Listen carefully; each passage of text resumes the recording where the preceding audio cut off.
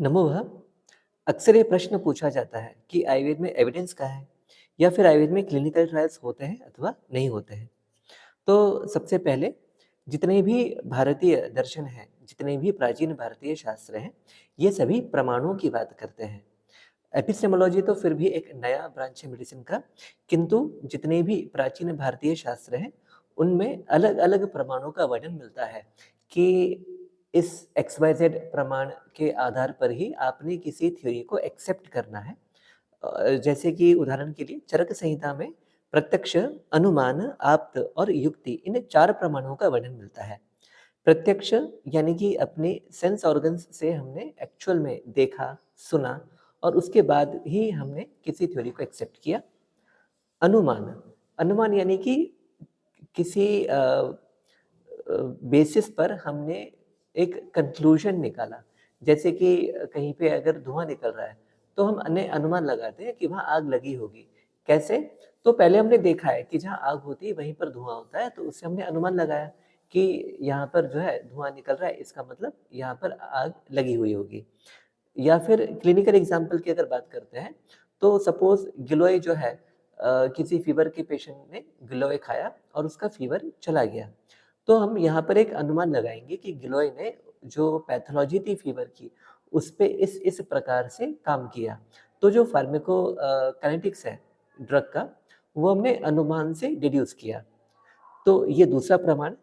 तीसरा जो प्रमाण है वो है आप्त प्रमाण। आप्त प्रमाण यानी कि जो किसी ऑथेंटिक व्यक्ति ने या किसी ऑथेंटिक सोर्स से जो नॉलेज आई है, हम उसे एज़ इट इज़ एक्सेप्ट कर लेते हैं।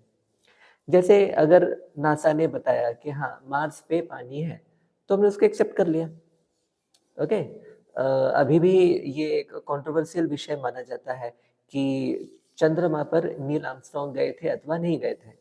लेकिन जितने भी साइंटिस्ट्स हैं, ये सभी इस चीज़ को एक्सेप्ट करते हैं कि हाँ, नासा ने कहा है कि वो गए थे, इसका मतलब गए थे। तो ये एक आप्त प्रमाण होता है कि हम किसी ऑथेंटिक सोर्स को जो है एक्सेप्ट कर लेते हैं। तो उसी प्रकार से आयुर्वेद शास्त्र में भी ऑथेंटिक सोर्सेस, ऑथेंटिक लिटरेचर को एक्सेप्ट करने की बात कही गई है। अब आप कहेंगे ऑथेंटिसिटी का आधार क्या? तो वो हम आगे देखेंगे। और अंत में युक्ति, युक्ति मतलब लॉजिकली कुछ कंक्लूड करना। तो इन 4 प्रमाणों के आधार पे ही जब कोई थ्योरी इसको पास करती है, तभी हम उसे एक्सेप्ट करते हैं।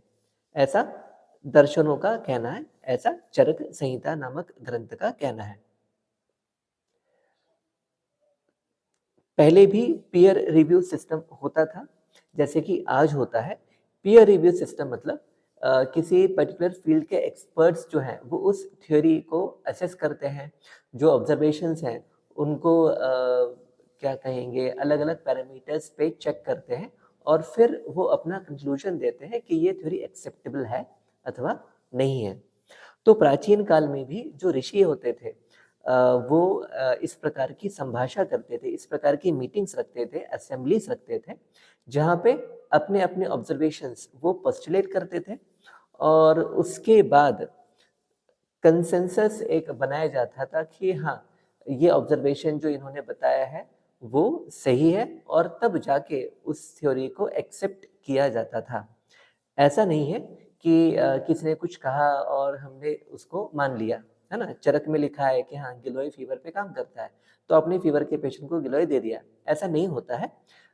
ये जो है उन्होंने कई सालों के ऑब्जर्वेशन के बाद उसको पोस्टुलेट किया और उस मीटिंग में उन सभी ने उसको एक्सेप्ट किया, तब जाके ही वो एक ऑथेंटिक लिटरेचर में उसने अपनी जगह बनाई कि हाँ, फ़ीवर में गिलोय दिया जा सकता है। तो आयुर्वेद जो है ये मुख्य रूप से क्लिनिकल बेस्ड ही है साइंस, ऐसा बिल्कुल भी नहीं है। होता क्या है ना कि जो हमारा एजुकेशन सिस्टम है ये मुख्य रूप से मॉडर्न जो सिस्टम है उस पर आधारित है, जो वेस्टर्न से आया है। तो वहाँ पर बीच में ये काफ़ी ऐसे चलता था कि किसी एक्स वाई ज़ेड पर्सन ने ये बोल दिया है तो बस दैट्स इट, उस पे अब कोई मीमांसा नहीं होगी और आपने उस चीज़ को ऐसे ही एक्सेप्ट कर लेना है। जिस कारण से जो अभी का जो वेस्टर्न मॉडर्न एजुकेशन है, वो पुरानी चीज़ों को बिल्कुल भी बिलीव नहीं करता है। लेकिन भारत के साथ या जितनी भी एशियन सिविलाइज़ेशंस हैं, इंक्लूडिंग चाइनीज़ मेडिसिन या इंडियन मेडिसिन या हम किसी और अगर एशियन सिविलाइज़ेशन की बात करते हैं, तो एशियन सिविलाइज़ेशंस में इस प्रकार से नहीं होता था कि किसी एक ने कुछ कहा है तो आप उसको वैसे ही मान लेते हैं, है ना? यहाँ पर हमेशा से ही संभाषा और मीमांसा के लिए या शास्त्रार्थ के लिए जगह हमेशा से ही रही है। तो आयुर्वेद जो है वो क्लिनिकल है, क्लिनिकल बेस्ड है, स्यूडो साइंस तो बिल्कुल भी नहीं है ना? बस ये है कि उनका जो क्लिनिकल ट्रायल का जो तरीका था वो थोड़ा-सा अलग था। ये लॉन्ग टर्म ऑब्जर्वेशन के बाद किसी चीज़ को अपने रडार पे लेते थे, उसकी रिप्रोड्यूसिबिलिटी को चेक करते थे। सेफ्टी जो है ये कई जनरेशंस तक चेक की गई। जैसे कि आज हम गेहूँ खाते हैं, तो अब आस-पास तो कई सारे पेड़-पौधे, झाड़-पत्ती हैं, तो क्या हम सब खा जाते हैं? नहीं, क्योंकि इन्होंने कई जनरेशंस में देखा कि हाँ, ये एक्स-वाई-ज़ेड जो प्लांट है, ये खाने लायक है और ये एक्स-वाई-ज़ेड प्लांट जो है, वो खाने लायक नहीं है।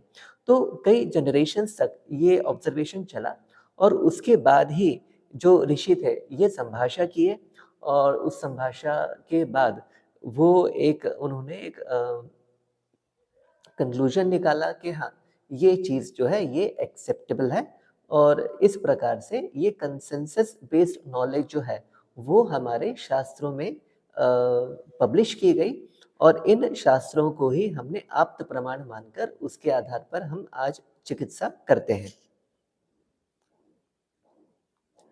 और अगर आज की बात करते हैं, तो आज भी आयुर्वेद में रिसर्च वर्क चल ही रहा है। Clinical trials registry of India में कई सारे रिसर्च वर्क जो हैं वो ऑफ कोर्स इतने सालों से तो चल ही रहे थे। आज भी कई सारे रजिस्टर्ड हैं, आगे भी होते ही रहेंगे। तो सपोज़ आपके पास जो है आप सोच रहे हैं कि डायबिटीज़ पर जो है आयुर्वेदिक में कौन-सा ड्रग देना चाहिए, है ना? तो होता इसमें गड़बड़ ये है कि जो डायबिटीज़ है, ये डायग्नोसिस जो है वो मॉडर्न साइंस के अनुसार है, जहाँ पर हम ब्लड शुगर लेवल और इंसुलिन वगैरह की बात करते हैं। किंतु जो आयुर्वेद के कोर प्रिंसिपल्स हैं, जो सिद्धांत हैं, वो वात, पित्त, कफ, 3 दोष, 7 धातु, रस, रक्त, मांस, मेद, अस्थि, मज्जा और शुक्र, स्रोतस और इत्यादि जो आहार, विहार, ऋतु जो आयुर्वेद के सिद्धांत है, ये इस पर आधारित होता है। तो ये आपस में मैच तो करते नहीं हैं। तो हम जब आयुर्वेद ट्रायल की बात करते हैं, तो हमारा जो डायग्नोसिस है, वो आयुर्वेद सिद्धांतों के आधार पर होता है। उसे हम डायबिटीज़ ऐसा डायग्नोज़ नहीं करते हैं। तो इस वजह से जो हमारे क्लिनिकल ट्रायल्स होते हैं, वो कई बार उनके उससे क्लैश कर जाते हैं या वो क्या कहेंगे एक अंडरस्टैंडेबल फॉर्म में नहीं होते हैं। तो आजकल तो लेकिन जो रिसर्च ट्रायल्स हो रहे हैं, उसमें हमारे जो डायग्नोसिस के क्राइटेरिया हैं, उनको भी लिया जाता है और उसमें जो मॉडर्न का जो डायग्नोस्टिक क्राइटेरिया है, वो भी लिया जाता है और उन पैरामीटर्स के आधार पर हम रिसर्च वर्क कर रहे हैं। आजकल इस प्रकार से रिसर्च वर्क मैक्सिमम किया जा रहा है ना? जो कि एथिक्स कमिटी से अप्रूव भी रहता है, प्रोटोकॉल्स फॉलो किए जाते हैं और कई सारे ट्रायल्स जो हैं वो डब्ल्यूएचओ, जीसीपी कंप्लायंट भी हैं। आप सीडीआरआई वेबसाइट पर देख सकते हैं और जब ये रिसर्च वर्क कंप्लीट हो जाता है, तो ये पीयर रिव्यूड इंडेक्स्ड जर्नल्स में पब्लिश भी होते हैं। आप एनसीबीआई, पबमेड के वेबसाइट पे चेक कर सकते हैं या और भी कई सारे जो इंडेक्स जर्नल्स हैं, वहाँ पे आयुर्वेद के जो रिसर्च आर्टिकल्स हैं, ये बहुत ही बहुसंख्या में अवेलेबल हैं। Then central council of research in Ayurvedic sciences ये एक इंडिपेंडेंट संस्था है, जो आयुर्वेद में रिसर्च वर्क कर रही है और भारत सरकार ने तो मंत्रालय ही बना रखा है, आयुष मंत्रालय, जो कि आयुर्वेद, यूनानी, योगा, सिद्ध और होम्योपैथ से संबंधी जो भी चीज़ें हैं, उनको अपनी निगरानी में रखता है। देन डब्ल्यूएचओ के साथ कई सारे कोलैबोरेशन वाले सेंटर्स हैं, जहाँ पर भी वर्क चल रहा है और कुछ एम्स रिलेटेड प्रोजेक्ट्स हैं, कुछ all India institute of Ayurveda के प्रोजेक्ट्स हैं और कई सारे सेंटर्स में जो है प्रोजेक्ट वर्क चल रहे हैं, जहाँ पे आयुर्वेद से संबंधित रिसर्च वर्क अभी भी हो रहा है। ऑफ कोर्स पहले भी कई सारा वर्क हो चुका है। तो इस प्रकार से जो आयुर्वेद है, ये पूर्ण रूप से साइंस बेस्ड है ये बिलीफ बेस्ड बिल्कुल भी नहीं है। ये मॉडर्न का एक क्या कहेंगे वेस्टर्न कंट्रीज़ का एक कांसेप्ट है कि हाँ, किसने कुछ लिख लिया तो हमने उसको मान लिया और वही कांसेप्ट ये यहाँ पर लागू करने का सोचते हैं कि ये तो पुराना है, तो ये आउटडेटेड है। पर ऐसा नहीं है, उस समय भी वो एविडेंस बेस्ड ही लिखा करते थे, बस ये है कि उनका जो क्लिनिकल ट्रायल का तरीका है, वो हमसे अलग था। तो ये एविडेंस ड्रिवन ही है और ये डिबेट ओरिएंटेड है ना? कई सारे इनडायरेक्ट रेफरेंसेस मिलते हैं ग्रंथों में, जहाँ पर ऐसा लिखा हुआ है कि हमने इस ग्रंथ में जो लिखा है, आपको इसके अतिरिक्त अगर कुछ और डेटा मिलता है या आपको कोई और ड्रग ऐसा दिखता है जो ये वर्क करता है, तो आप उसको इंक्लूड करें, है ना? ऐसा नहीं है कि हमने लिख दिया तो ये पत्थर की लकीर हो गई है। तो डिबेट ओरिएंटेड और क्लिनिकली वैलिडेटेड साइंस जो है, वो आयुर्वेद का है। इसमें केवल ज़रूरत है आपको आँख खोलकर उसे देखने की, समझने की और यदि आपको लगता है कि इसमें रिसर्च वर्क नहीं है या ये क्लिनिकली प्रूवन नहीं है, आप थोड़ा-सा भी अगर उसको सर्च करने का प्रयास करते हैं, तो डेफ़िनिटली आपको उससे संबंधी रिज़ल्ट्स और उससे संबंधी जो रिसर्च वर्क है, वो देखने को मिलता है।